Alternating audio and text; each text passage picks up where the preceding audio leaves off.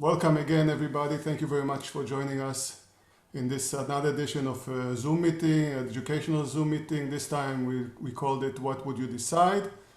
It's going to be an interactive meeting where the participants, you will be able to join the discussion and give your opinion on the topics and the cases that we're going to have here. We're going to have our guest, Mr. Herpai Laszlo, who's going to be the host and talk about it alongside with him the help of our good friend Juraj.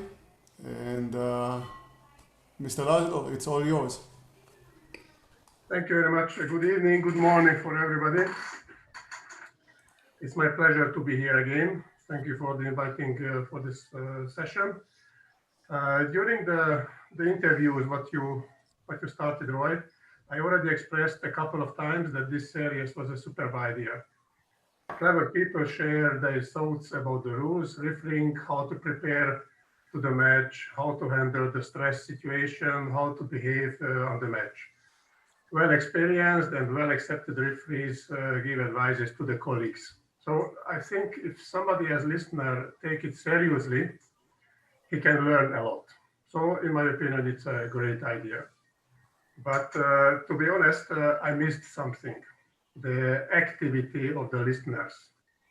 The interviews were exciting, the lectures were great, but at the end, when the audience had the chance to put questions, generally they were in silence, waiting the others to ask anything. Sometimes I discussed, you remember, with Sandy Steele, but this is not the goal. However, it might be very funny.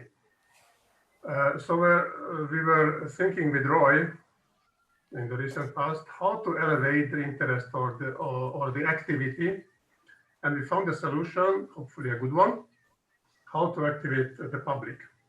We guessed out to analyze cases, not simple ones, but which can launch the brain, and the listeners will be involved, as you mentioned, Roy, today. One thing more, I was accused several times that I was too theoretical person. However, I was also international referee. I know.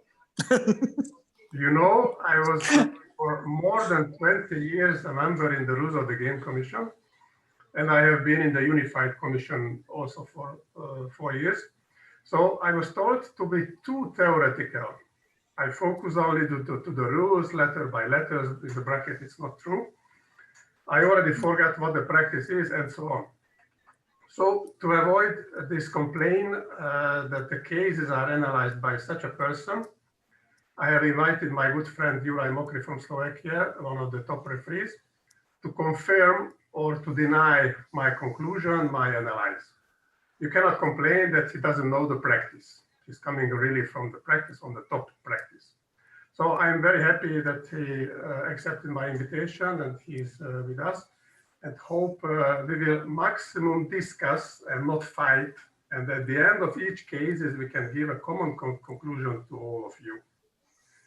Well, what will happen today? We have 6 cases, each of them 1 video. Some cases are coming from you. Thank you for this. This is already a good sign of your activity because you were asked, you remember, you were asked before the session to send us some cases. Some of them were according to our taste to use today. Some of them are good for direct reply. And I hope I didn't forget to reply to anybody who sent me cases. We watch each video twice. I will give some comments, what is important, where to focus on the concentration. And then it's your turn to express your thoughts, opinion, maybe questions, maybe opposite ideas to the previous one. And then at the end, we create a conclusion and advices for you. This is the goal of this analysis, to give advices how to handle such kind of situation in your practice. A PowerPoint preparation is prepared. We follow this, and I am not against if, Roy, you will publish this to the public. I hope this can be useful for you. One important thing, the goal of the case analysis is not to blame the referees appearing in the videos. They can make mistakes on the videos. Of course, if they decided well, we can appreciate them. But in case of a mistake, please do not blame them. Everybody can be on the screen and nobody is happy if he is blamed in front of the expert people. That is from my side as introduction. Juraj, do you have anything to add? Any clever thing coming from the practice? Just want to thank for invitation, and I'm sure we will not fight. I left in my kitchen with my knife, so. Me too. Okay, Roy, can we go to the first case? Yes, this is the title. Go, let's go to the first video. So the first video happened in the final of the Men's World Championship in 2006. It was played by Brazil and Poland. Let me underline the year because it's very important, 2006. At the set ball of the second set, the Polish libero has been injured because there was only one libero. A new libero was redesignated. There was, we can see a slight confusion what to wear by the new libero. You can see a slight hesitation. You can see referee decision what to do by the libero. And now we can see one very elegant person. He was probably the president of the game jury.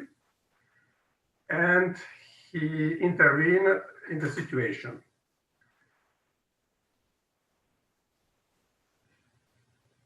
Lozano was the Polish coach in that time from Argentina. A small discussion. Of course, the opponent coach, Rezende, is already claiming. And finally, the set will be finished with this dress of the new libero. Okay, poor libero is injured.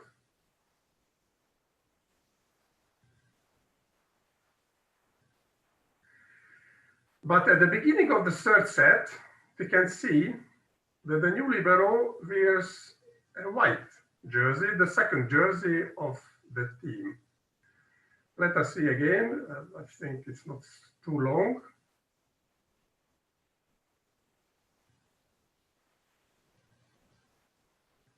Okay, summary, it's a good idea to start here, but to continue here.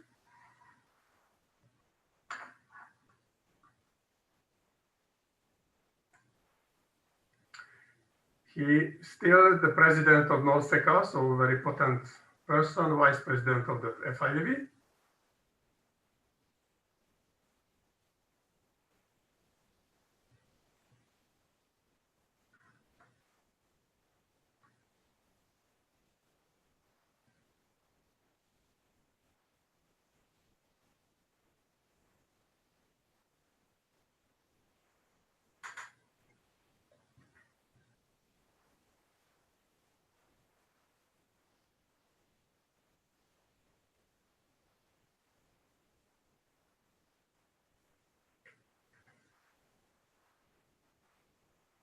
And the next step begins.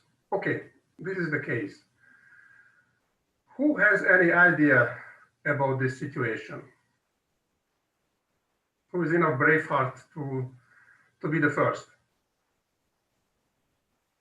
Sonia, do you have any idea? Simonovska. Unmute, please, unmute. We want to hear your voice.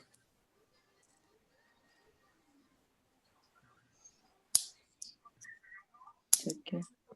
Oh, yeah. Hello, everybody. Nice to see you all. Okay.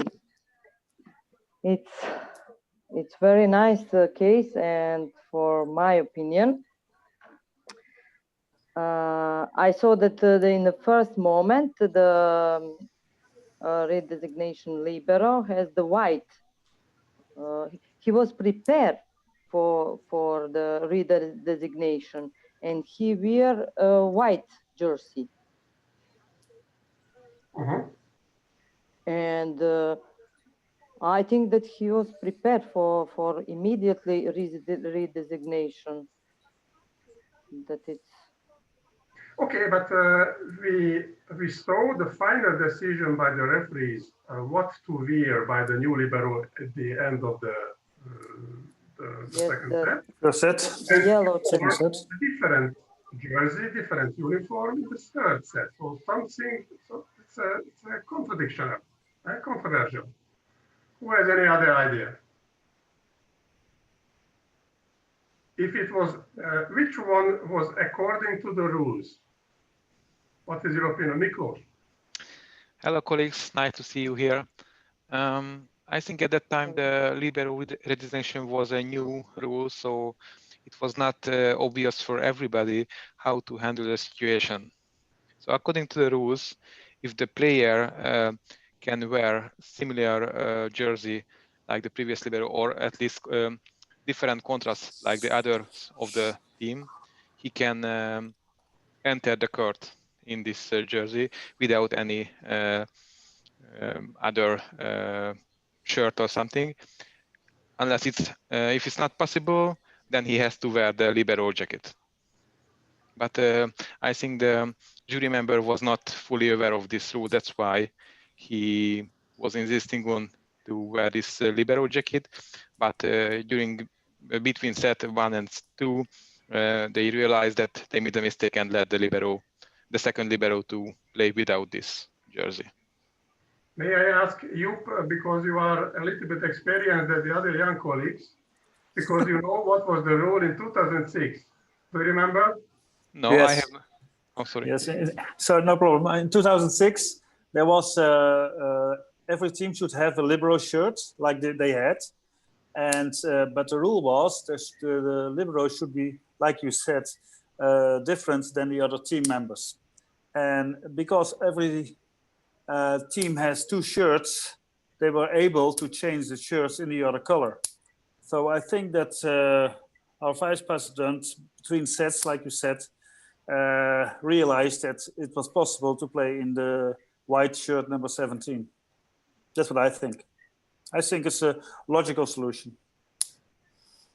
I think it's not necessary to chase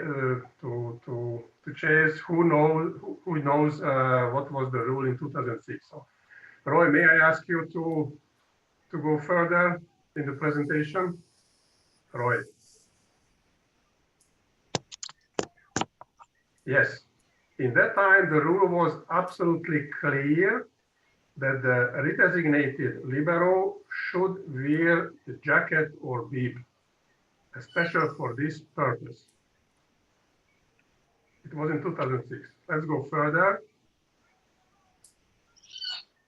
And after 2008, maybe based on this situation, we put the last paragraph printed in red. I don't want to read completely because you know this is the actual rule. So based on the rule book, the referees decided in the second set correctly, absolutely correctly, when he insisted that the new libero wore the original red jersey, and on this jersey, the special yellow bib. But somehow between the two sets, the jury president insisted and he ordered the referees to change this in order to identify better the new libero. And maybe, as I told you, based on this, we changed the rules. So I have two advices for this. Let's go further, Roy. First, to know the rules as referees, okay, the actual rules. And let's go further, be flexible. Why I underline to be flexible? because in the match, among the teams and among the members of the refereeing commission, the first referee is the boss. But on the complete match, there is a higher boss than he or she, the game jury president. And the game jury president has the right to decide, sometimes controversial, to the rules. So in this case, the referees should make, yes, sir, we follow your instruction, and we order the new libero to wear the second color jersey of the team, even it's not written in the rule book. Do you understand? So to know the rules and be flexible on the match. Juraj, did you have any similar situation in your career? Yeah, I had one, and I will just briefly mention that, and afterwards I will put my input here.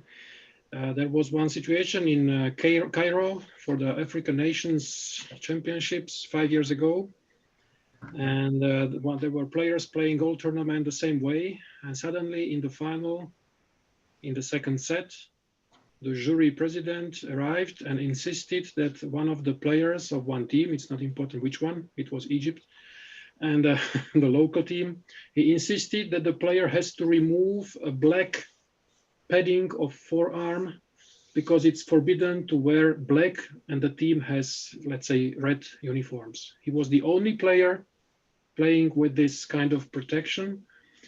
And okay, there was no complaints before in previous matches, no problems during the first set, just at the beginning of the second set. Then be clever. We had to be clever. So, okay, I knew that it was allowed already to wear white or black, or now it's also neutral color. But the general rule was also that we have to wear the same for the whole team. As it was the only player, it was the same for the whole team.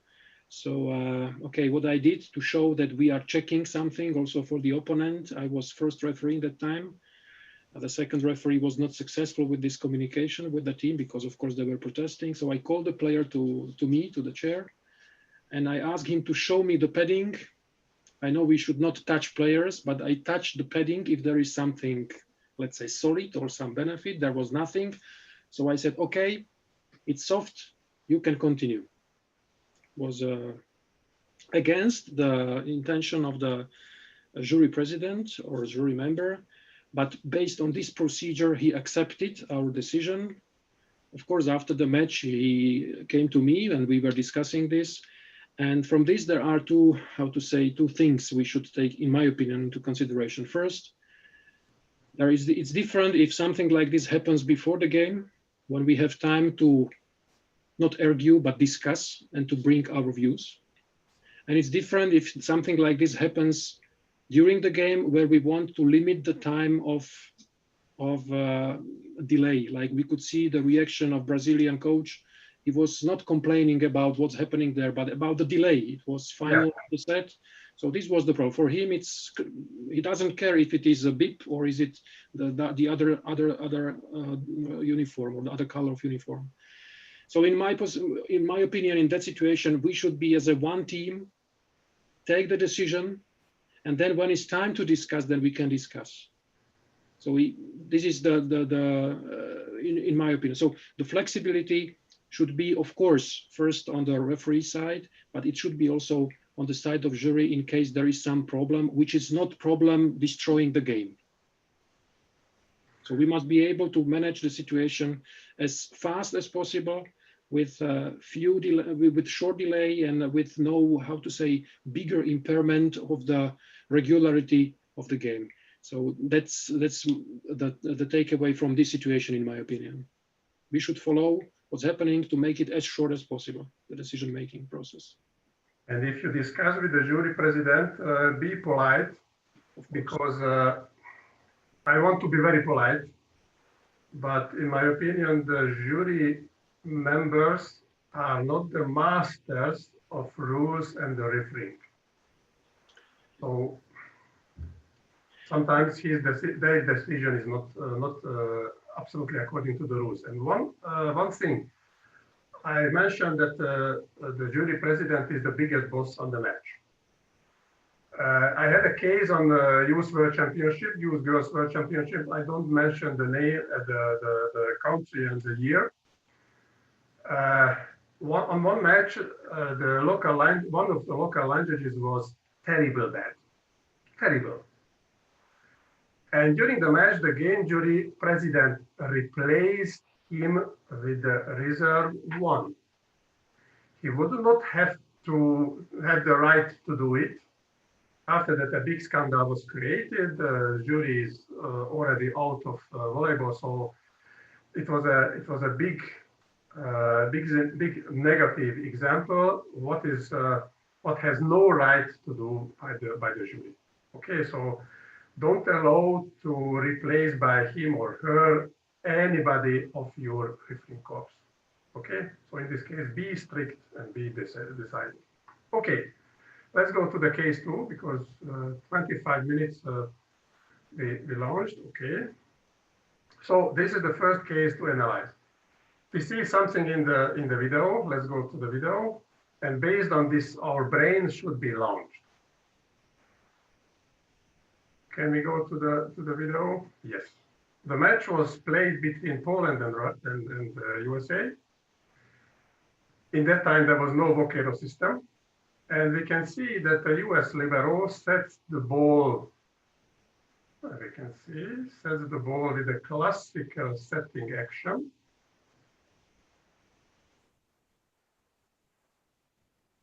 From the front row.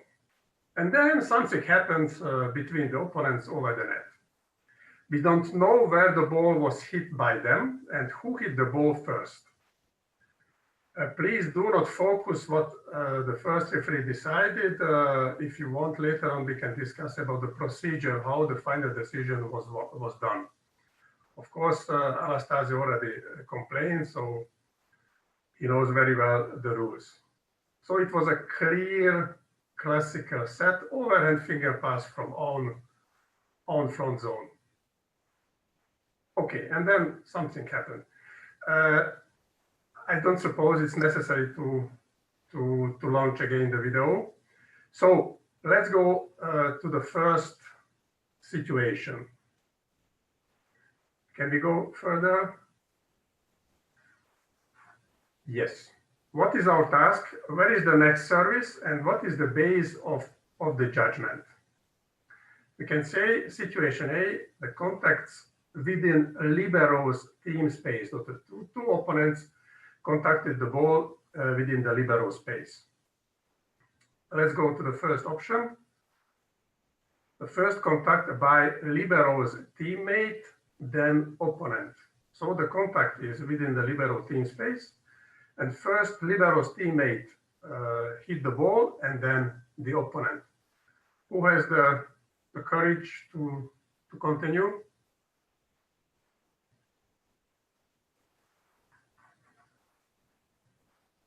Hello? Nobody? This is where the participant can unmute themselves and join to the meeting and talk. Everybody, you are a part of this meeting. This is not a lecture, but an interactive meeting. Mihail, what is your opinion? Unmute, please. No, I didn't want to say anything. Excuse me, I was talking to my dog. Excuse me. But do you have any opinion about this? Yeah, yes, of course. I think that in my opinion, because I was not looking so, I think that libero was inside the front zone. It was a pass with fingers. I think it was this was the first mistake. I think. Then the ball was up from the. Excuse me, but it was up. So I think this is the first mistake that we have to watch. So what was the mistake? Mistake was because I didn't see exactly that. That's why I imagined the video. I don't see the video. I wasn't looking at that point. So I think that I saw only that the libero was inside the front zone. So the setter passed the ball on the other side. So this was the problem. Okay, so as completed attack hit was done by the teammates of the libero. Yes. Yes. Anybody has another opinion? I hope everybody agrees with this analysis. Okay. Yeah, we agree. I agree also.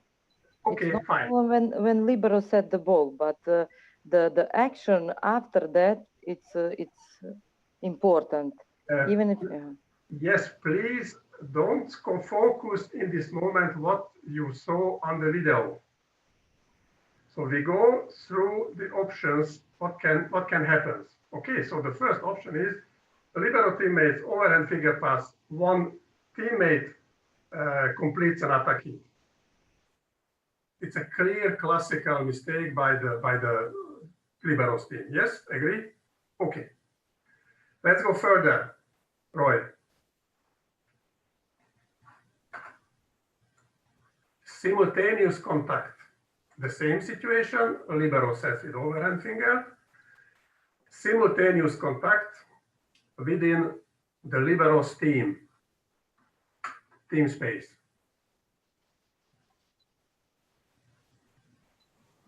Laszlo, Adler?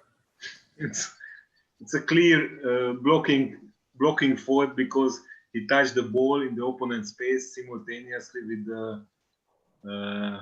the attacker. So it is a blocking fault.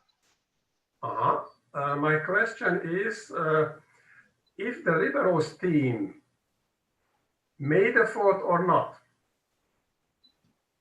because the libero's teammate hits the ball in the same moment of the blocker's hit. Am I right? Yeah.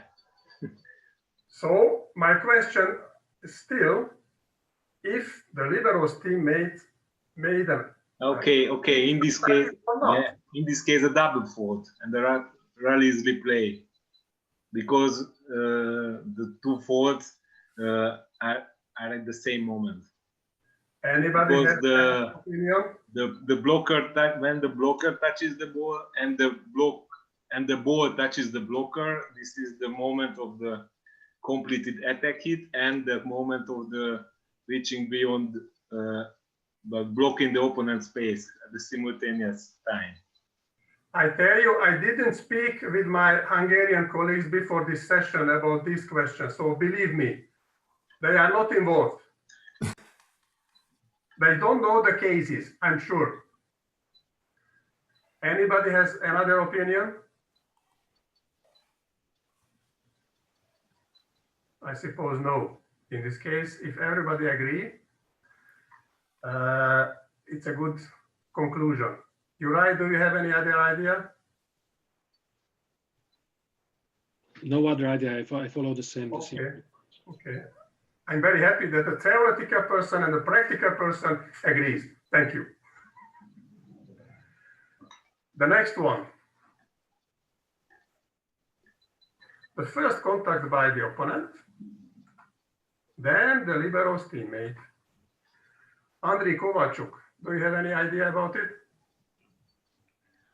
Yes, I have.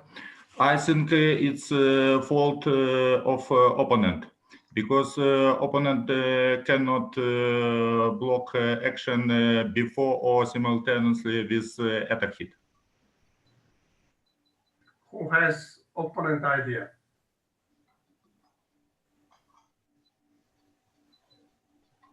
I'm very happy that big silence, and it's not because of everybody is muted.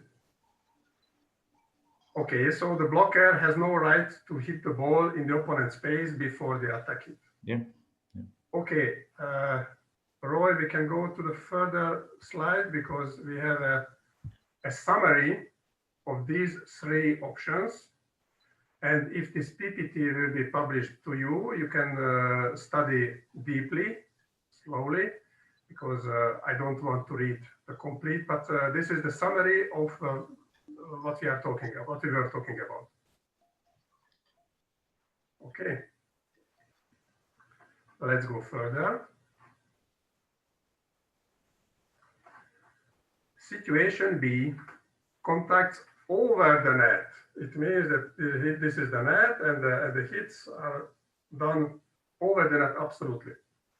The first contact by libero's teammate, then the opponent. Who has idea?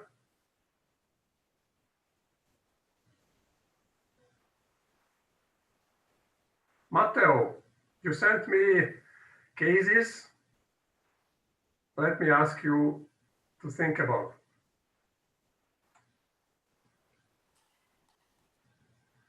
Matteo is not here.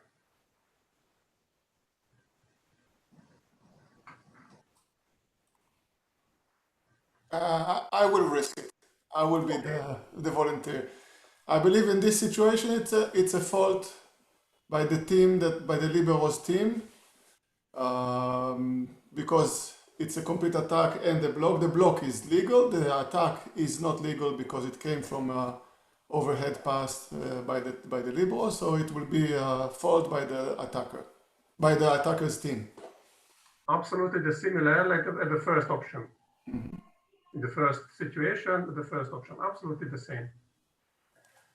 Okay, let's go further to the second option. Simultaneous contacts. Joep, do you have idea? Yes, that's no fault. It's just joust. The ball, where the ball ends, you can play 3 times again.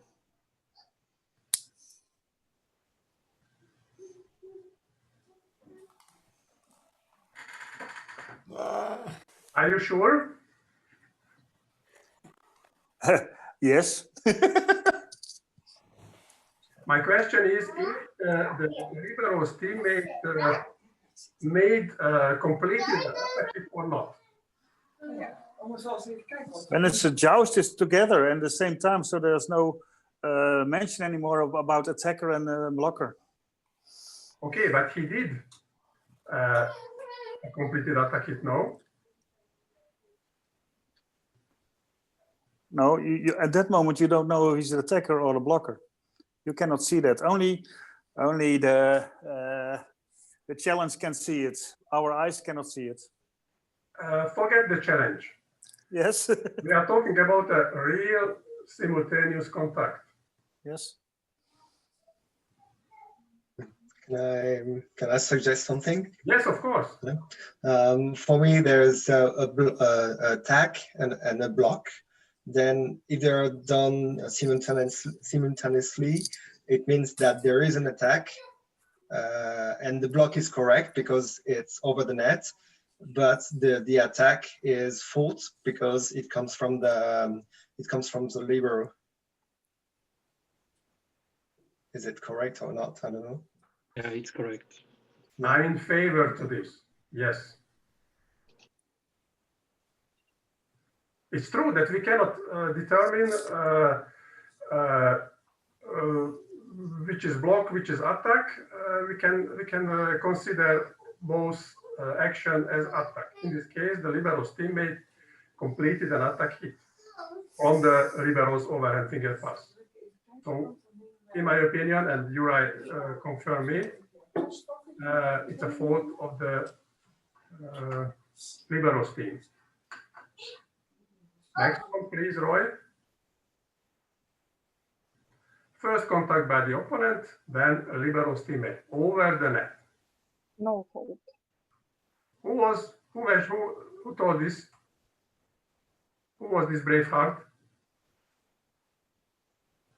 Svetlana? Yes. Yeah. I think it's no fault.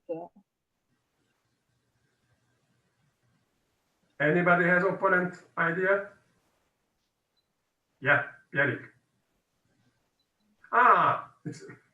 Yeah, I was saying that I'm agreeing. Okay.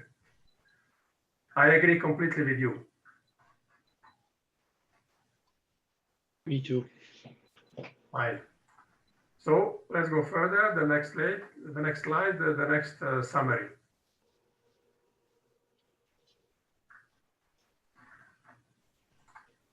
Okay. Later on, you can read deeply. Okay. Situation C: contacts within the opponent team space, and the first contact by libero's teammate, then opponent.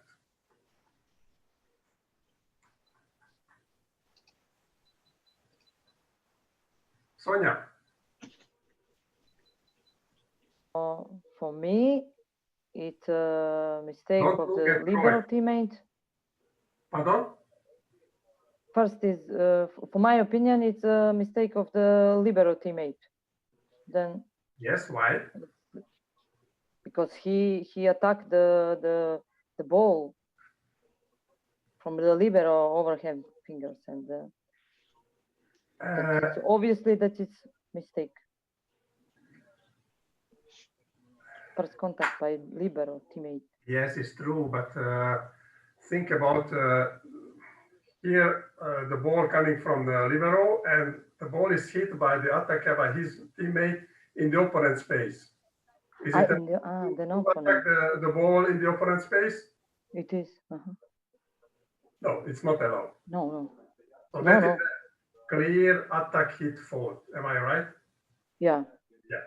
In this moment, that doesn't matter if the libero set the ball with overhand finger pass from anywhere. Yeah. This is a clear classical. Overhand. Yeah. In the opponent space, as Roy showed us with very clear hand signal. Okay, let's go further. Simultaneous contact in the opponent space. Attack it false. Why? Because the same that the below situation, because the attacker touched the ball in the opponent space.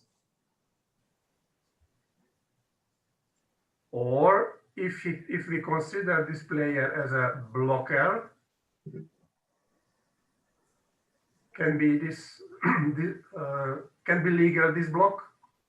I think it's not a block because the ball is coming from his own court space. Okay, but previously we discussed that in the simultaneous contact we cannot determine who was attacker and who is blocker. So we can consider the opponent player's action as already an attack.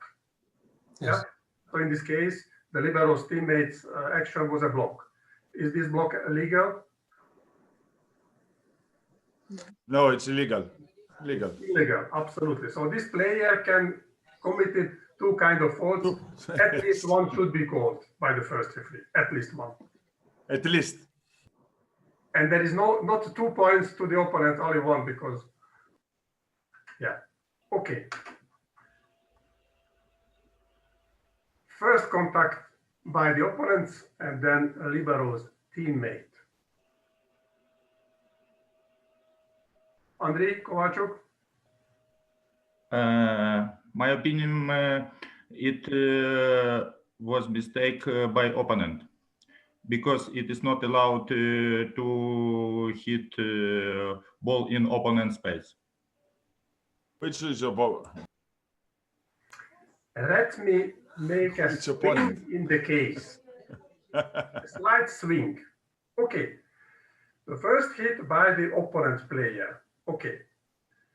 We have to distinguish the direction of the ball coming from his hand parallelly to the net. It means internal pass, or it was attack. It means that the ball was directed to the libero's team. Yeah. Yeah. Okay. So let us distinguish these two things. Andrei, if we consider the opponent's hit as an attack, and then the libero's teammate blocks, is it a fault or we have to call something? If the contact with the ball with opponent space, it's not possible.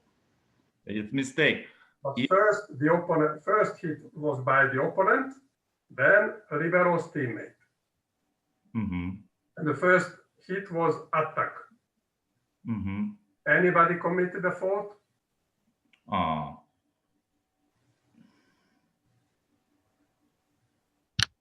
And after that was a legal block of libero's teammate.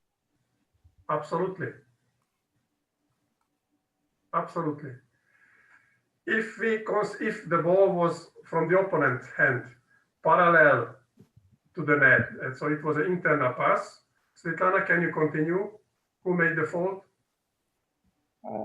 No one made the fault. No. No. The libero's teammate made the fault because he was reaching inside, and it was illegal block. The internal pass cannot be blocked by the opponent. Am I right? Yeah. You are right. In this case, if this ball was blocked, this internal pass was blocked, this is the blocking fault. Yeah. It's Okay. blocking of the second pass. Yeah. Svetlana, think about. Okay. I think that in this situation there are two chances. I mean, the ball, there's the net, the ball passes the net. Now, if after it passes, the opponent in this side decides to attack and then the teammate blocks, it's okay, it's legal. But if this teammate tries to play the ball to keep in his court and the teammate is blocking because the ball is still here, the blocking inside, this is an illegal blocking. Yes. Finally, you're bowing your head. Okay. Well, let's Google Translate, yeah. Okay. Did you like it, this kind of analyze, or it's a little bit boring? But I think it's a brainstorming or launch the brain. Okay, let's go to the case 3. Before we go to case 3, may I have? Yeah. I have two comments here. I really appreciate this kind of tables because this is something what we can benefit from to see the complexity of the situation. I remember when I started the two liberos possibility to use two liberos in one game, and there was the situation with redesignation in case of something. Became unable to play or is declared to be unable to play, is expelled, is disqualified, and what to do. Before I made this kind of table for myself, I was all the time confused completely when I have a right to redesignate, when not. And this is also the situation, how to say, from practical point of view, if we don't have challenge system, or even we have it, but there is no possibility to check this kind of where the ball is, then it's not extremely important how we decide, but it's really important how we explain our decision based on the rules. And that's why, for me, it's crucial to say the ball was in this space and you touched the ball first, and based on that, it's a fault because of the rules. So this is, in my opinion, extremely important to be ready for considering what really happened. Sometimes the problem is that sometimes we are so focused on the libero set in the front zone, but that we completely lose what's happening on the net, and we just decide attack hit after the libero set, even the ball was maybe in the opponent's space. So it's not enough to stop our attention when the libero sets the ball, but we should continue and consider everything what's happening there. And there is a second aspect I want to mention, and it was not the point of this video, but it's important that it's about the help of the second referee. Unfortunately, I must say unfortunately, but unfortunately in the rules as responsibilities of the second referee, we do not have possibility to call this mistake.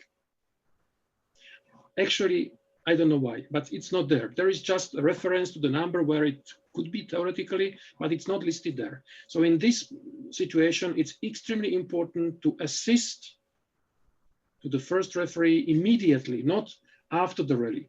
because then the delay of the game and the confusion happens. So it's much better during the game to move to the side of the libero who did this mistake, maybe to show somehow, if we have a communication system, to tell it immediately before the decision is made, because then when the second referee goes there, then it creates confusion and it doesn't look nice.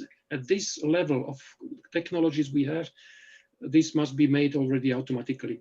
And I think maybe it's a kind of, how to say, inspiration for the rulers or for those who are preparing the rules of the game to consider this possibility to whistle by the second, because there is not different from other situations over the net. So the second referee, in my opinion, could have the right to call this mistake. But okay, it's just theoretical now. Now we have to follow what we have, and there is to assist in our jurisdiction so we can help somehow with a signal or movement or with communication system. That's all from my side. Yes, thank you. These comments, right? And continuing the last thing, the last idea what you mentioned.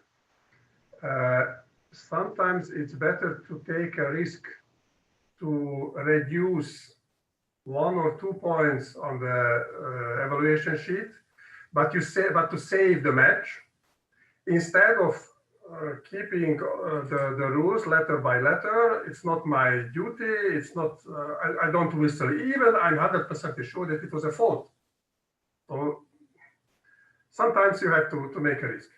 And I'm very happy that Roy launched the video again, because let me ask your opinion. If the second referee has the right to go to the first referee, they don't have Mokry. Okay, they don't have communication system. If you have communication system, you have to remind the first referee, blah, blah, blah. But in this case, the second referee has the right to go there and to explain what he saw or not. Let me ask from the practice. So you ask me? No, Michael. I think so. Michalis? Yes, I think that then I think the second referee has the right. First, he must ask the permission from the first referee to go there. Then he must go there and help him. Because Mokry is not there. It is 2006, I think you said to me, something like this. But this is good communication and collaboration from the two referees, Mr. Alnama, who went to Mr. Azevedo to help him. It was very good, I think. It is right to go there at that period. This is 14 years ago. Believe me, the matches, the most of matches are played without Mokry, so we have to give advices to the people who don't whistle with communication system. I am an old referee, so I think that it was very good from Alnama to go there and explain to the first referee what he saw and help him to take the right decision. I hope the others share this opinion. So by me, the referees are in one group on a match, and to help each other, even he oversteps or she oversteps a little bit the limitations. Okay, so it's recommended to have the first referee in such situations. Yeah, from my opinion, from my experience or opinion, I mean, as a second referee, you move to the side of the team that made the mistake or the error, and then it gives some information. If the first referee doesn't understand, with eye contacts, you can try to focus or to show him maybe with the head or something. And even if not, he doesn't understand, I would raise my hand and run like he did, go to the first referee. If there is no Mokry or there's no way of communicating, I would go and tell him, listen, it's incorrect, but then let him decide, but I would try to help to make the right decision eventually. Well, in my opinion, it's recommended. So don't feel ashamed to do it. Yes. Okay, can we go further? Okay. We will have a libero replacement video. Thank you for sending this. Let's go. Let's launch the video. So the blue team has 2 liberos on the match. And when the server lost the service, the libero number 11, if I know where number 11 enters the court. Okay, there is a substitution in the opponent's team. And the libero number 11 was replaced by the other libero without resumption of the game. My question is, if these 2 libero replacements are legal or not. Let us see again.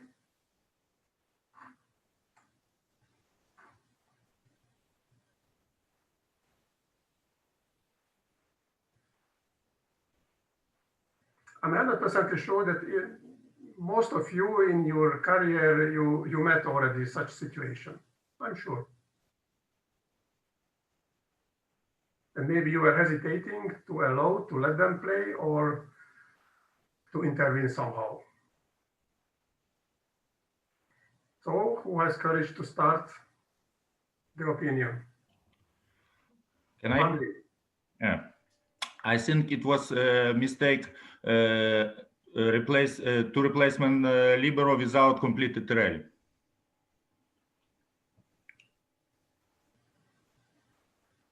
This is one opinion. Okay.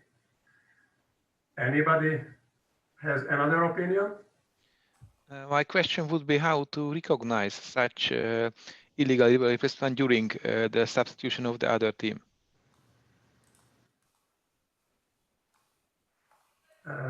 Is it not allowed to make a libero replacement in the moment when the opponent makes a substitution, or in the moment of my team makes a substitution? Basically, it's not forbidden to make only one libero replacement to do at the moment. The question is how to recognize this and who can recognize and act at this moment. Good question. Other opinion? Hi. Can I just answer? Of course. I think the assistant scorer is the one who to recognize the substitution of the libero.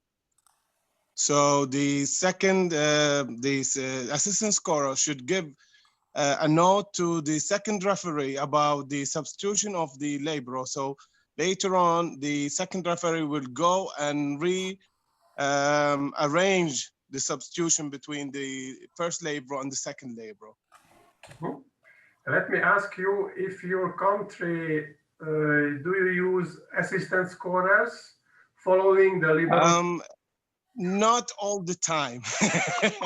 So that will go again for the second referee and will go for the scorer.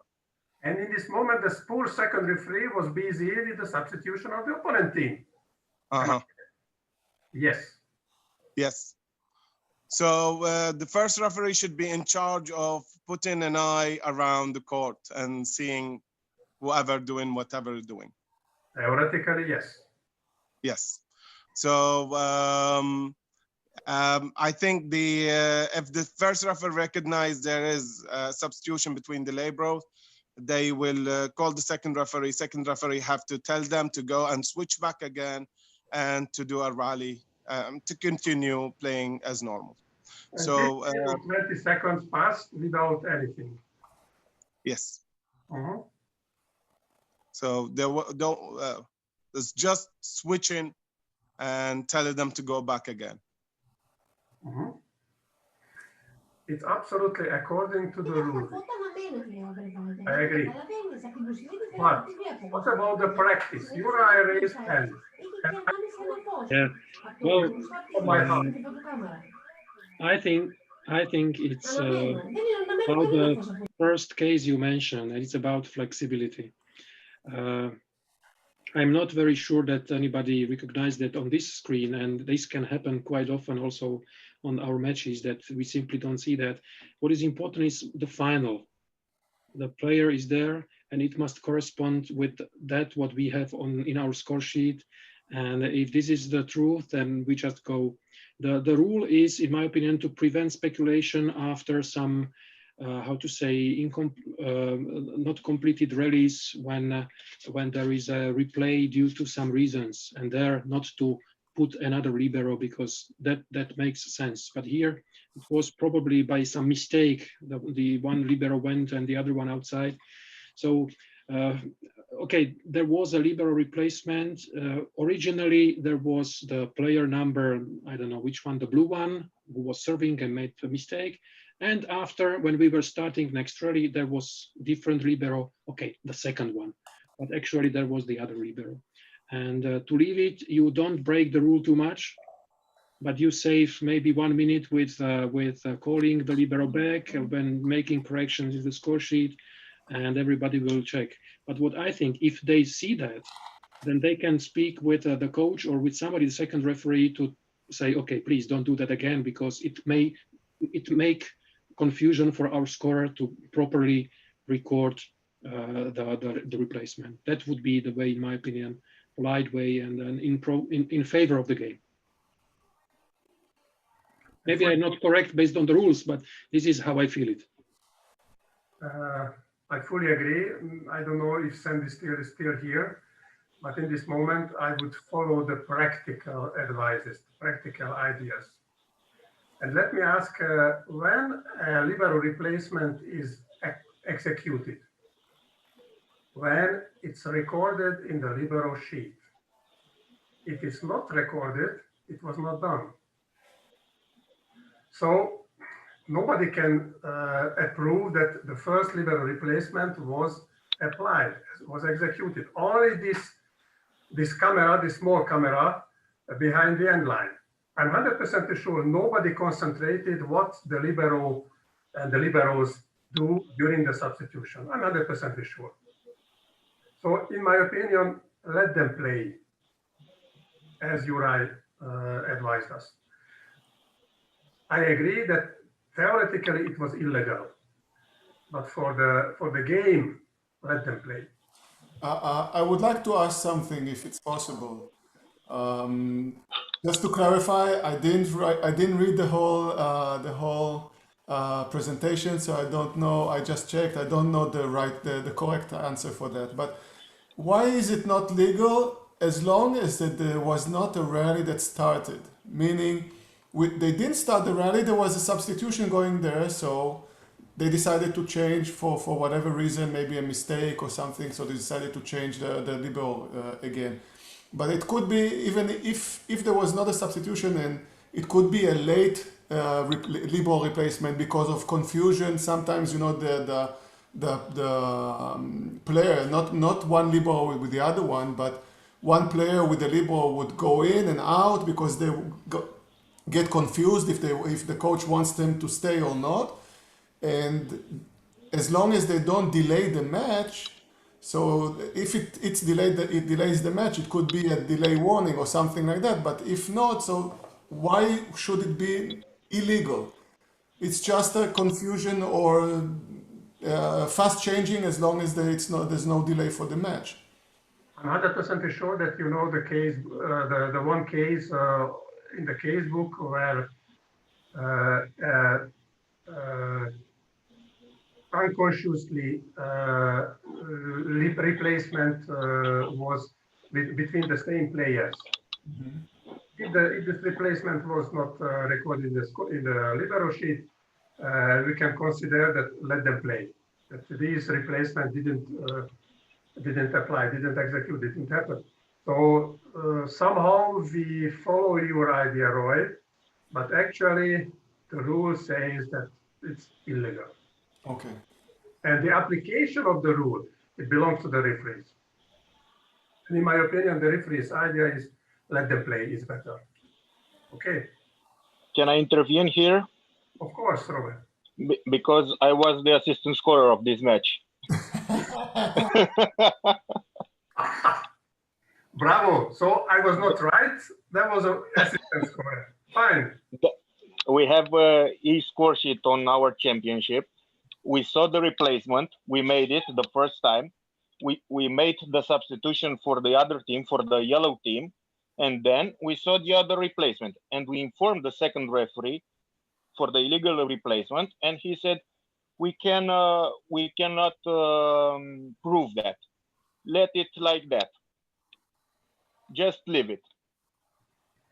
And after the match, we've talked to the red team, and they said, we saw that they want to make a substitution, and the new player in the game was serving float. The second libero was receiving float very good. The first one was not. And they made it intentionally. So it was a good referee's decision to allow this second libero replacement for the game. For the game, yes. So in Romania you have assistant scorer, yeah? Yes. Well, this match was played in Romania, am I right? Yes. Yeah. Steaua against Zalău, if I remember well. Okay. Okay. So can we go further? Any comment? Let's go.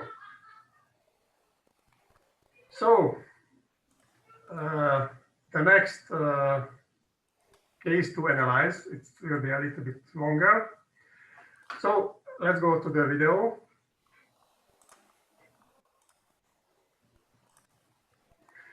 So it was a Vienna match. The spiked ball was flying near to the block and landed close to the sideline.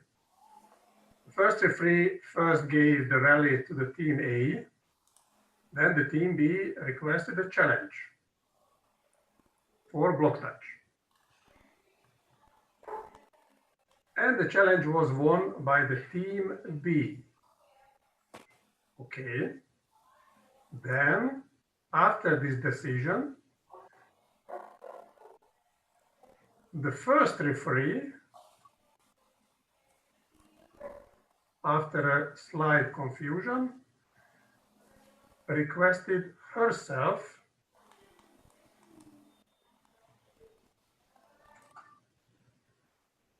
Can we go further? So she requested by herself a challenge.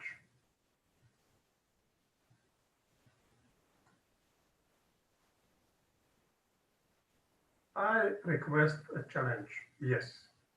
Ball in or out?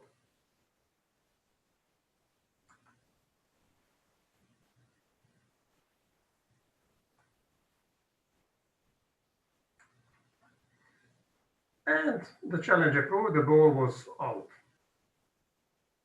With a small distance, okay, but it was out.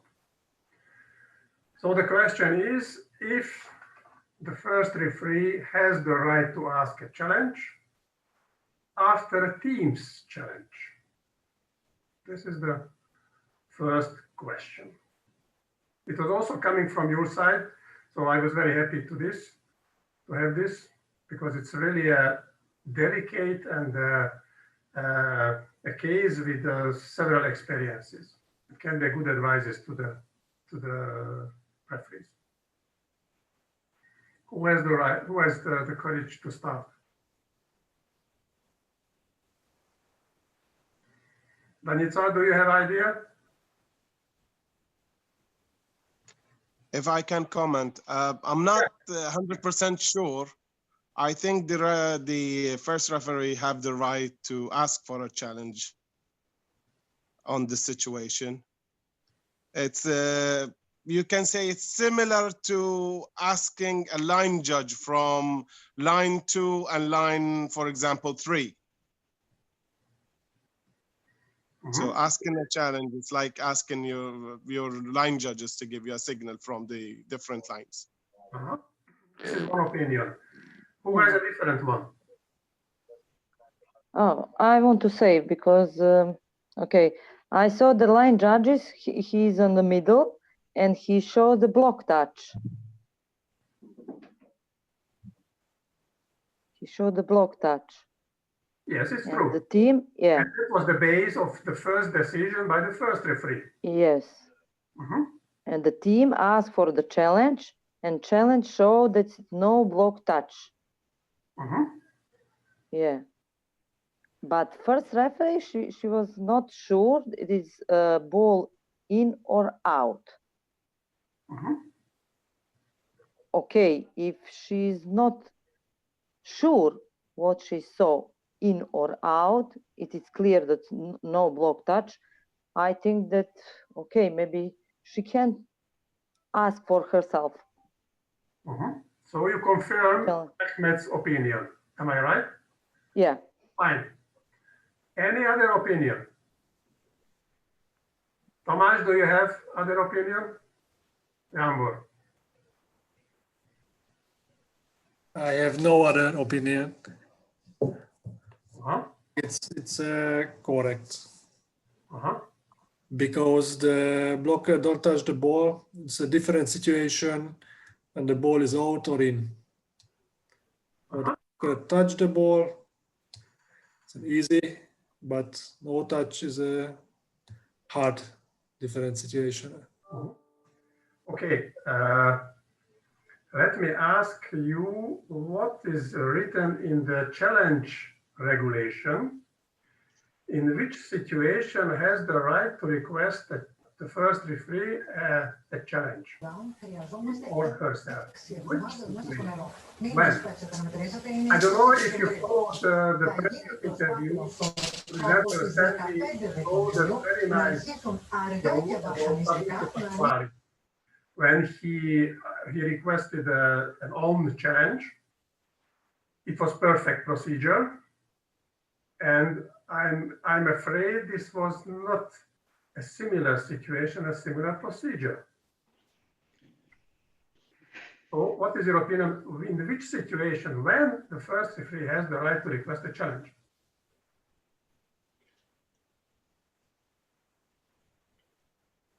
May I help a little?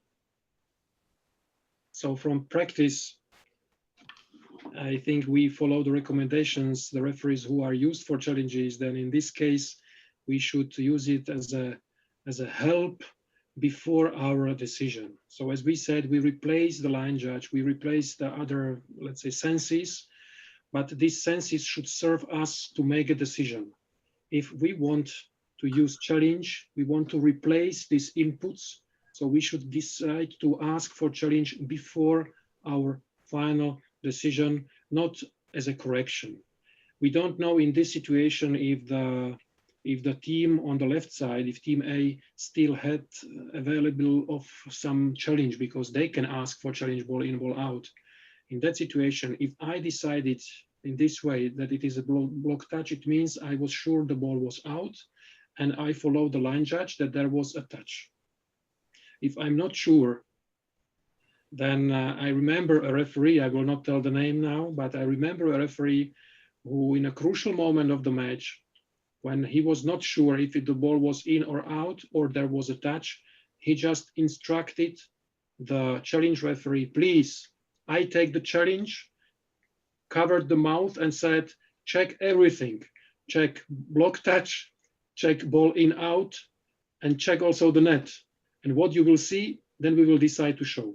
But in that situation, it's very important that the first referee has in front a small screen with a good resolution, because then he or she can navigate and also decide what to show. And then it makes much easier for everybody. In other situations, we are in the hands of the challenge referee. So then it's a little bit different. But generally, we should ask for help of challenge if we decide to ask for that before our decision. In my opinion, we should not ask by the pressure of the teams. This is not correct. If the teams ask us to change our decision and then I ask the challenge, it's too late. We must be ready for using. We should be aware of the fact that challenge is there and we have this option. This is the practice, and this practice is based by the regulation. What the regulation says, that the first referee has the right before his or her decision. The crucial point was that the first decision by the first referee was the block was touched by the ball, and she gave the rally to the team A. This was the first decision. After this moment, The first referee has no right to request a challenge. Secondly, already in the practice, after the challenge, who was the loser team? The loser team was the team A. They had right in this moment to request a challenge. The ball was in or out. So in this case, there was no sense by the first referee to request a challenge. Even I know she wanted to serve the game, to serve the volleyball, to serve the teams. Okay, but we need a limit. So in this situation, the team A as loser had the right to request a challenge without any problem. And you have to allow to do this. So in any case, the situation became clear and a fair decision would be done. So don't want to be too good for the teams. Okay, think a little bit, launch your brain, and after decide. But don't forget, after decision, the first referee has no right to request a challenge. Mihail. Yes, I agree totally with you, Laszlo, because the rules say that the first referee can ask for a challenge for himself only at the end of the rally. But the teams, after when a team asks a challenge, after this, the other team has the right to ask for his challenge. So only the team has the right here to ask for the challenge, not the first referee. Okay. I think. Okay. Okay. Are you convinced, Sonia and Tomasz? Hopefully. Yeah, it's okay. It's obviously, but okay. I know Karen and. I know her. I know her also. That's why I emphasize. She wants to serve the volleyball. Yeah, I know her. Yeah. But in this case, she was not enough careful. Yeah. Okay. So still the same video, same case. The next question is, yes. Can we go back? No. Yes, so the conclusion is not a correct procedure. Okay, let's go further. Still the same case. I don't want to read completely, but the essence is, if there is a communication between the first referee and the challenge referee, is it allowed or not? Yes, Roy wants to urge us. Okay, let's go faster. So summary, by the regulation, this communication is not forbidden. Okay, but this communication cannot disturb the job, the duty of the challenge referee, and cannot hurt the objectivity of the referee's decision. Because not every first referee is so high level that receiving an information, his or her objectivity remain the same. To be honest, we are within four eyes, so we are not the same. You are not the same. So I'm a little bit against Juraj to remind you this famous referee to asking all elements of a rally. It was good that the service mistake was not asked by him. Okay, so please concentrate the really requested action, the requested situation. Okay. So. Just one comment, if possible. This is completely different from what we can see, for example, in football, soccer, because there the final decision is every time by the main referee who is on the field. He is going, he's running to the screen, he shows the sequence, and he decides based on what he can see. Unfortunately, in most of the halls where video challenge is used, we cannot see the video screen before the decision of the challenge referee. And we cannot see sometimes even the video screen after when it's showed, because it's on the roof and we cannot see that. So in this situation, we are fully in hands of the challenge referee. And this is quite crucial that the challenge referee has even more experience from volleyball and from situations which can happen sometimes more than the first. So from this point of view, it's not very correct to manipulate the operator and challenge referee to show this and this, because even the small screen we have, we cannot see all details. They can see much better. It's only in this extreme situation, which I mentioned, that it was end of the match and he wanted to be sure that there is no other mistake. So I don't think that we have to influence their decision making. The decision making is fully in the hands of challenge referee, because volleyball is different from other sports where they have big screens, etc. We don't have it. We must follow their decision in most cases. It must be extreme when we do not follow. It happened also to me when I didn't, but there was extreme situations. Okay, fully agree. So if there is no other comment for this case, let's go further. On the video, we can see a match which was played in Club World Championships 2018.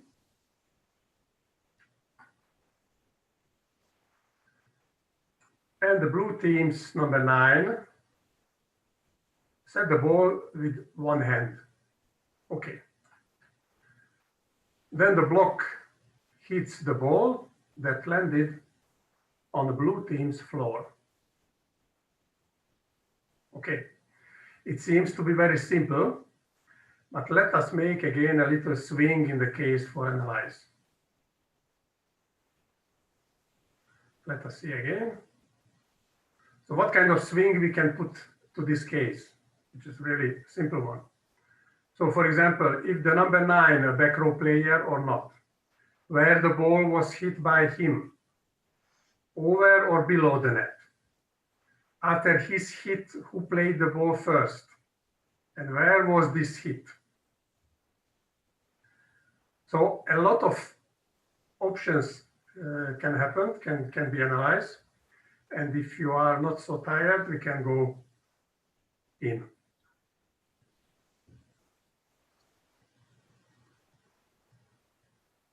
Roy, do we have enough time for this meeting?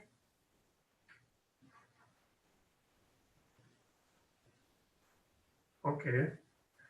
So let's go back. Yes. What is our task? Where is the next service and what is the base of the judgment? Let's go to the situation A. Number 9 is front row or back row player and he's hit below the net. Then the blocker hits the first. The question is, where was this hit? The first option is the blocker hits the ball in own space. Then the blue attacker. Okay, there is a very nice illustration for the first.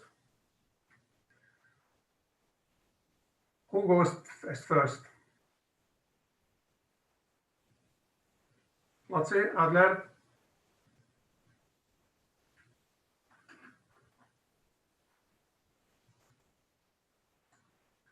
He's not here.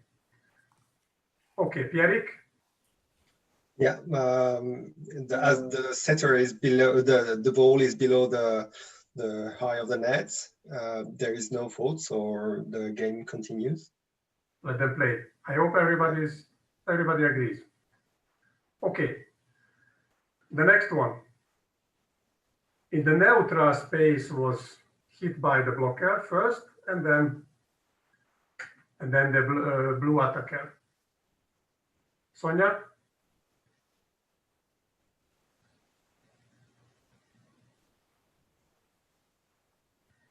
Unmute, please, unmute.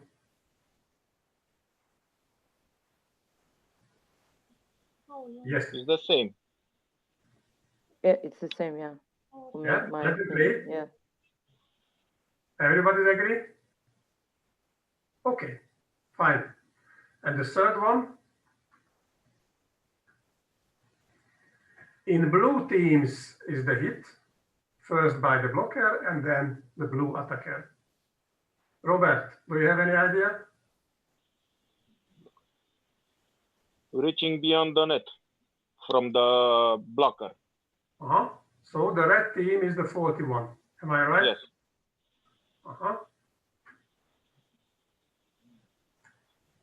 Any other idea? No. Again, we have a summary table. So later on you can check. Okay, go further. The same situation. Setter number 9 is front row, or as back row player hits below the net. The option is blue attacker hits the ball in own space first, then the blocker. Mihail?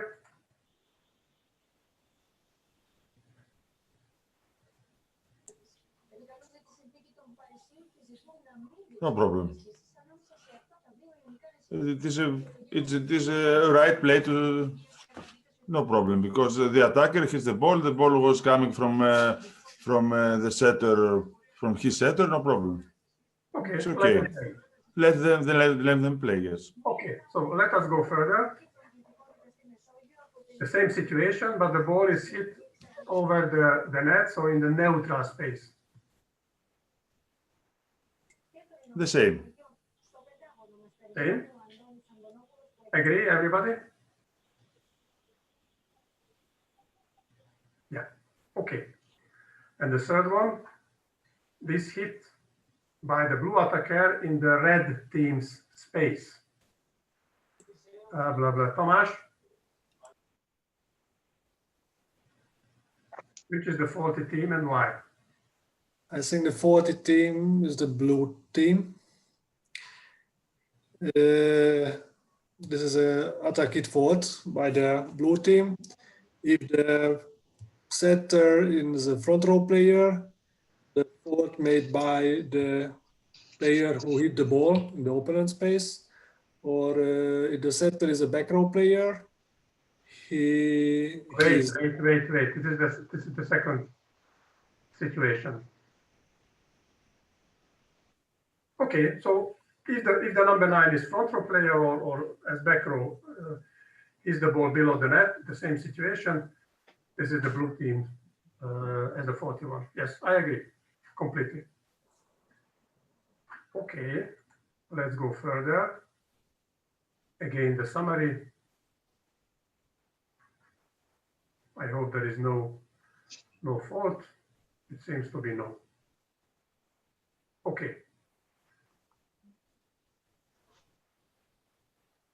Let's go.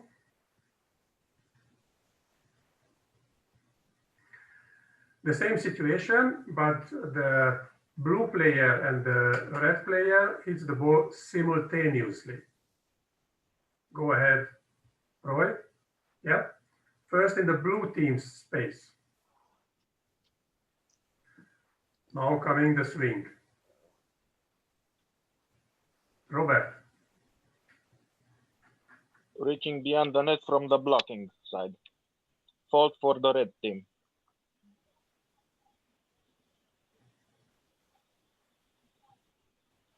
In my opinion, it's a correct decision. Yeah. Blocking before an attack, meaning simultaneously while attacking. Simultaneously.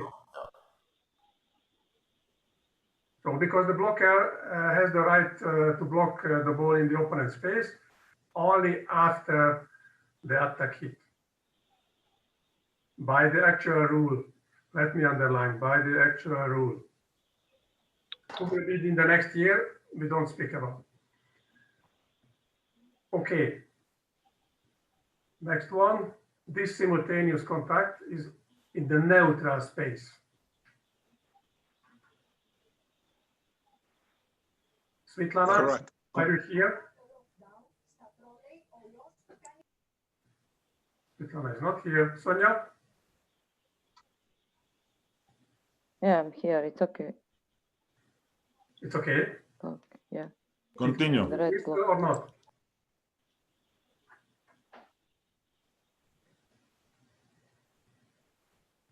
No, you don't have to whistle. No. Continue the game. It's okay. Yeah, absolutely. And the next. Again, simultaneous contact, but in the red team's space. Blah, blah. Miklos, or what? Yes. In this case, the blue team commits the fault because he touches the ball in the opponent's space. Absolutely. Absolutely. Again, the summary table.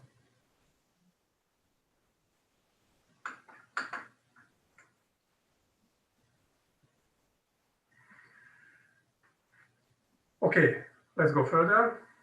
Situation B. Number 9 is back row player, but he's hit higher than the net height. It's a little bit different situation. Okay, the first option, blocker hits the ball in own space first, then the blue attacker. Svetlana, you are right. It's a fault of blue team. Because? Because the setter was a back row player and he played the ball higher than the top of the net. And what did he do? He attacked ball to at the other side, and then blocker did legal block. Okay, but it was a completed attack hit by the back row player. Hitting the wall higher than the top of the net. Okay, agree. Next one. Blocker hits the ball in the neutral space over the net. Then the blue attacker. Do you take it, Svetlana? Yes, I think it's the same situation. Absolutely. It's a fault of blue team. Okay, the setter committed the fault. Yes. The Yes. third one.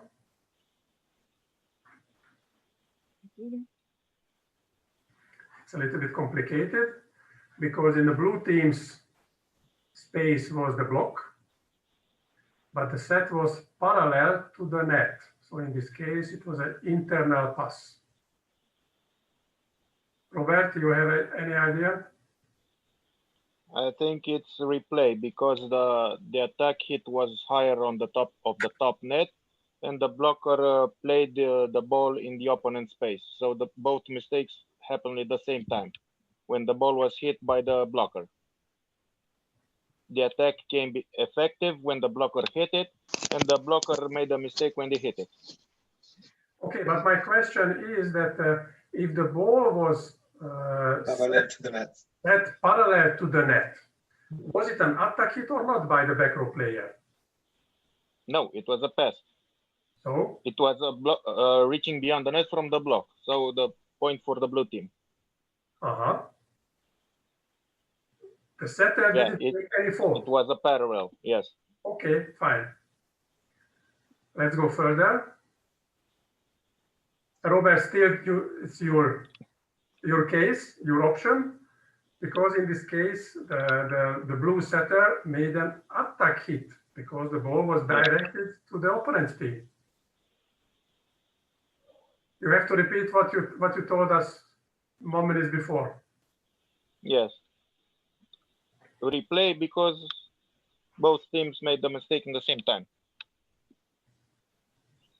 Anybody has opponent opinion, different opinion? No. Okay. We agree.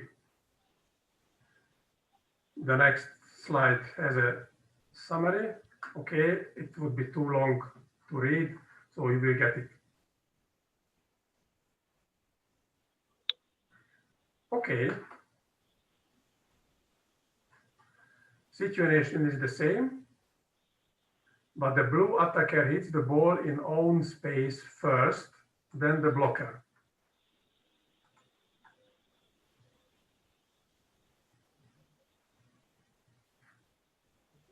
Pierrick? For me, there's just a fault on the third one. The two first are correct. but the third one is fault because the setter set the ball, attack the ball in the towards the opponent's team. Wait, Eric. The Sorry. blue attacker, the teammate hits the ball in own, so blue team's space first, then the blocker. Yeah, so the first is correct. There is no fault for me. Absolutely correct. Okay. The second is the over the neutral space, yes. Do you want to take it, Pierre? So? Yeah, so it's correct too. It's again correct, yes. And what about if the ball is hit in the red space? Svetlana? Sorry. It's missed by blue team. Why? Because player attacked the ball in the opponent's space.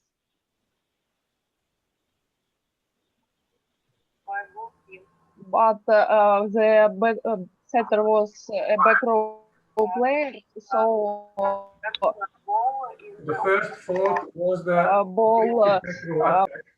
Because first pass across the net plane, and after that the attacker hit the ball in the opponent's space.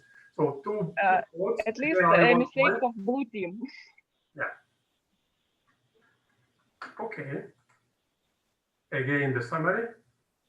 We are closing to the end, don't worry. Yeah. And the simultaneous contacts are coming. Miklos, do you have any opinion? So simultaneous contact in the blue team's space. Blocker fault.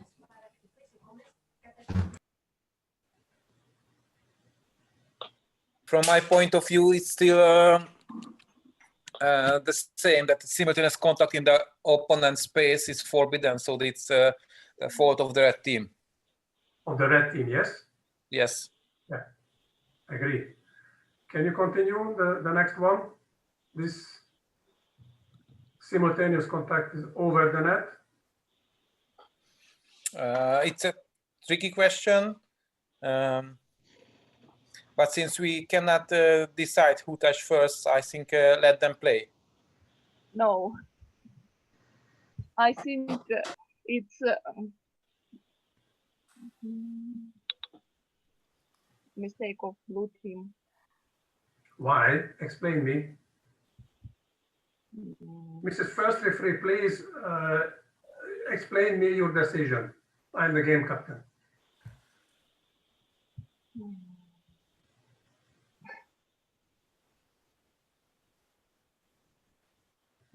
I would go. I think it's a mistake of the blue team, but because the block is legal, it's allowed to block over then when it's over the net. But when he's coming to attack it comes from a setting of a setter higher from back row higher than the net.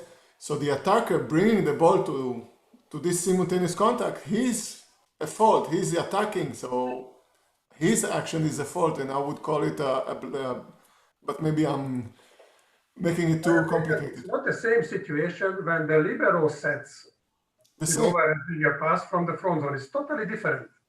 Because the moment when the blue attacker hits the ball, we can forget that the back row player set the ball over the net. So in my opinion, the blue attackers did make any fault. Did make no fault. Okay. Right? You have on it opinion from the practice. No, if we cannot decide, just let them play. It's better like this. I agree.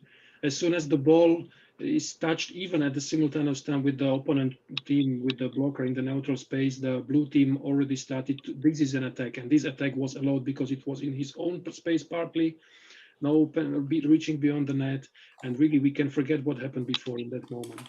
From libero, it's different because then it became illegal because the libero set and then it became illegal. But here it became legal with my touch. And that means I haven't made any mistake.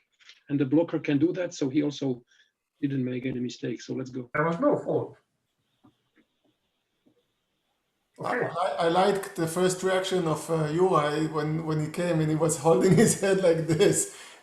How complicated. So I want to see the first referee, you know, what's going on, referee? And you're like,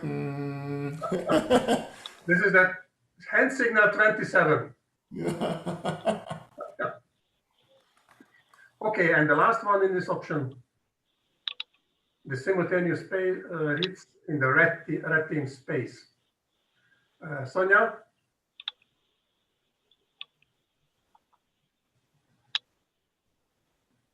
For my opinion, it's okay.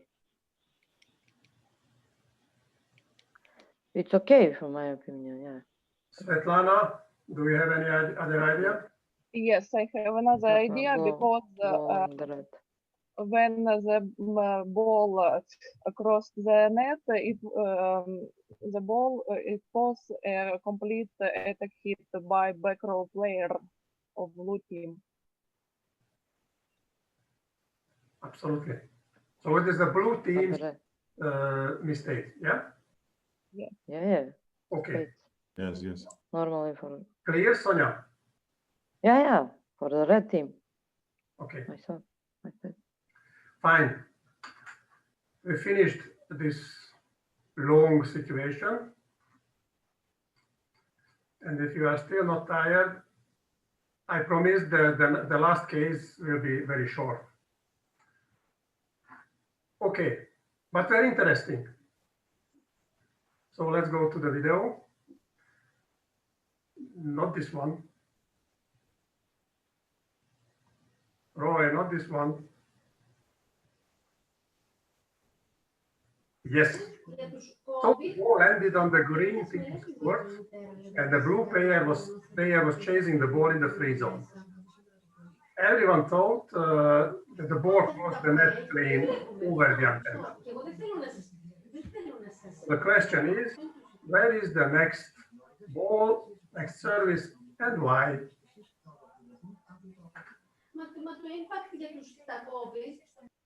Do you realize the situation?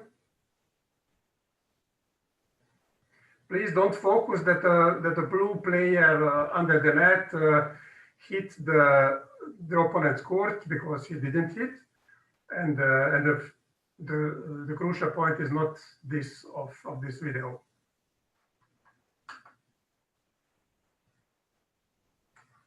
Who has any idea? Hi, can I comment? I don't see the video very clear, but if the blue player didn't interfere in the game, so it's correct. What does it mean correct? Because we don't know what is the first referee's decision. That's what I'm saying. The decision. It should be correct play if the blue player didn't interfere with the game.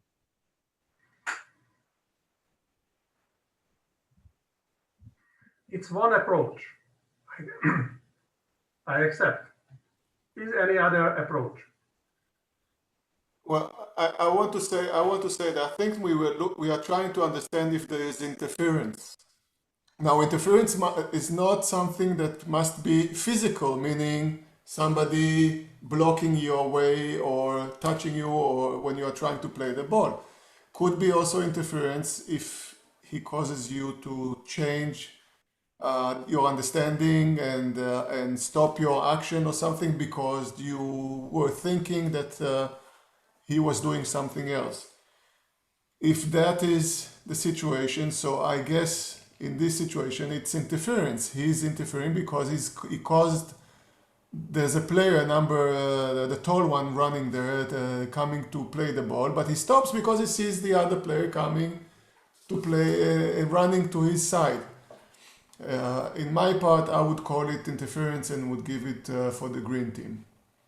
My opinion.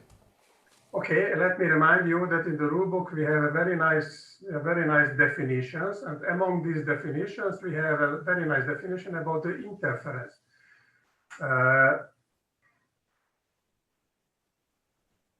The interfering any actions which will create an advantage against the opponent's team, or any action which prevents an opponent from playing the ball.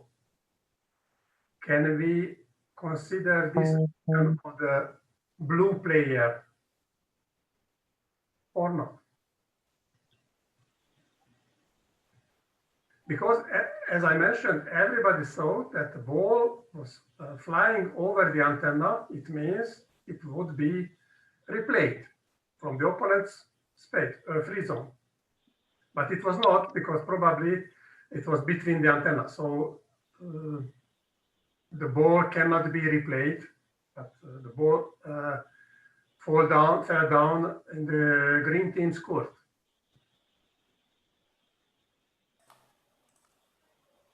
You know, when you're saying this, so you can try to figure that it's the green team's fault.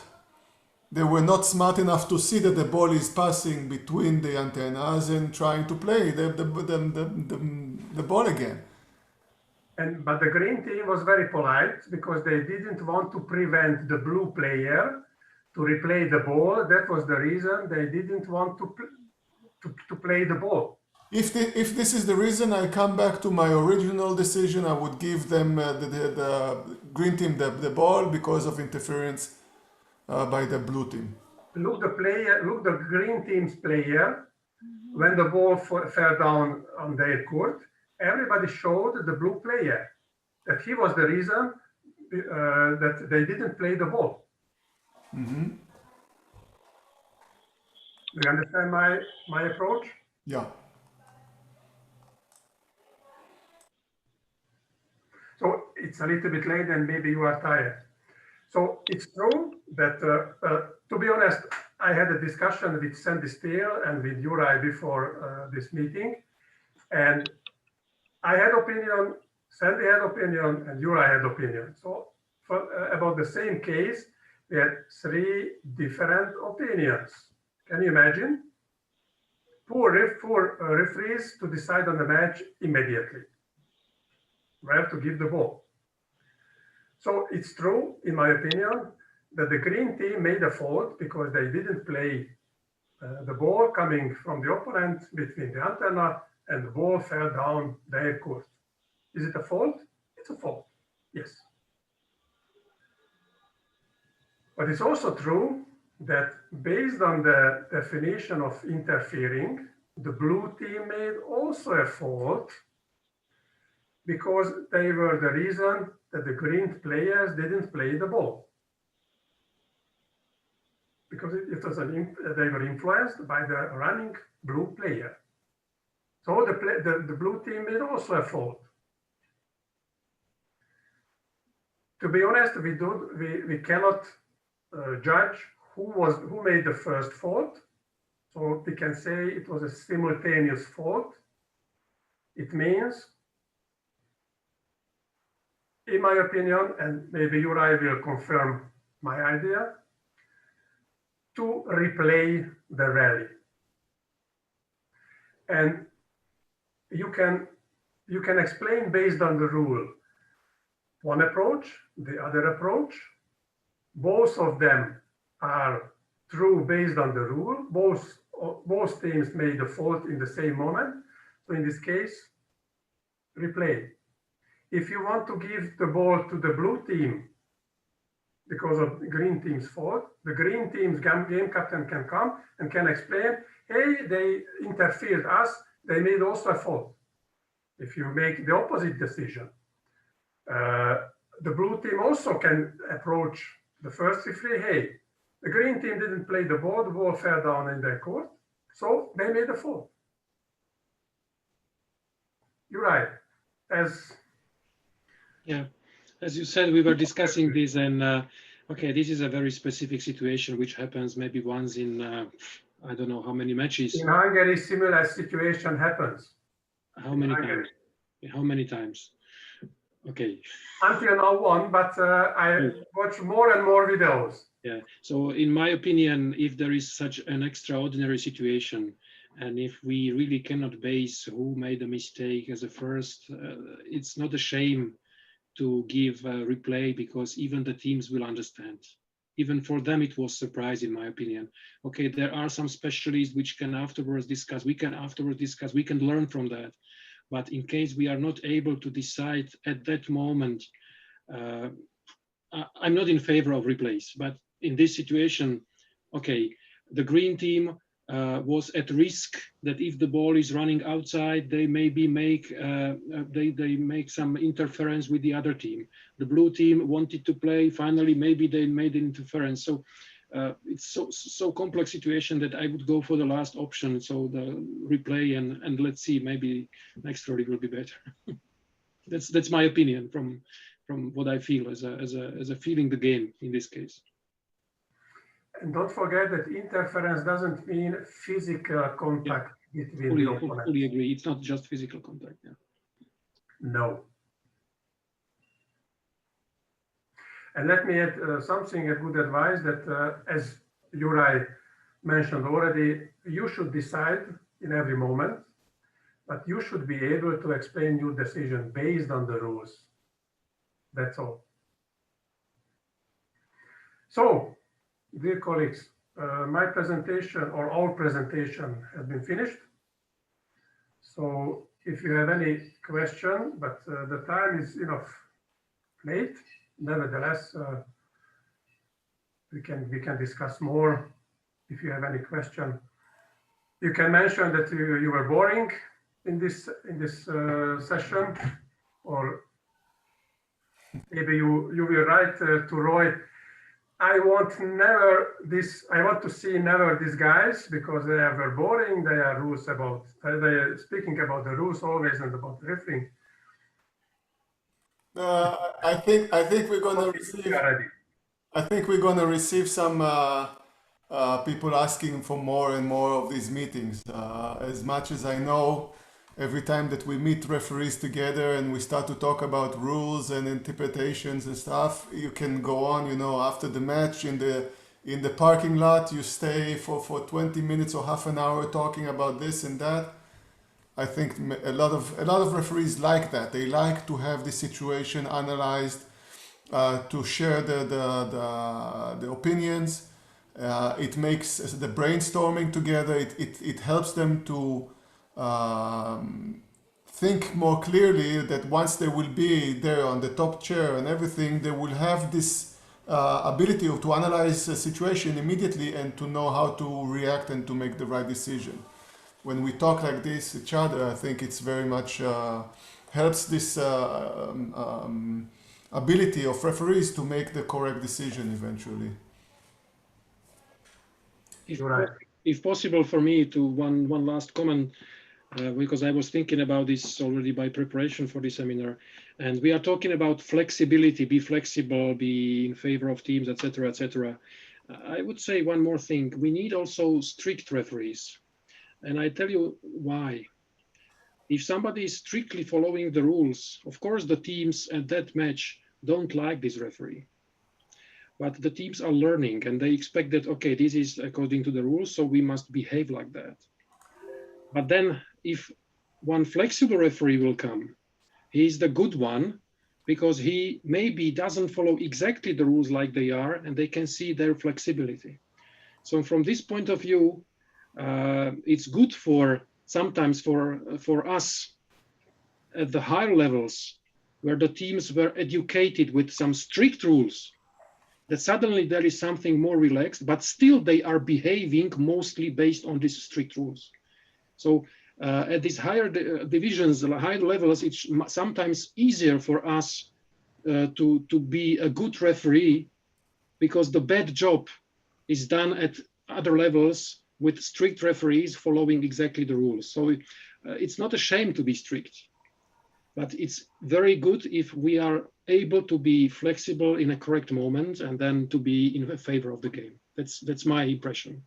So I never try to blame colleagues, referees who are really following the rules, not against, but according to the rules.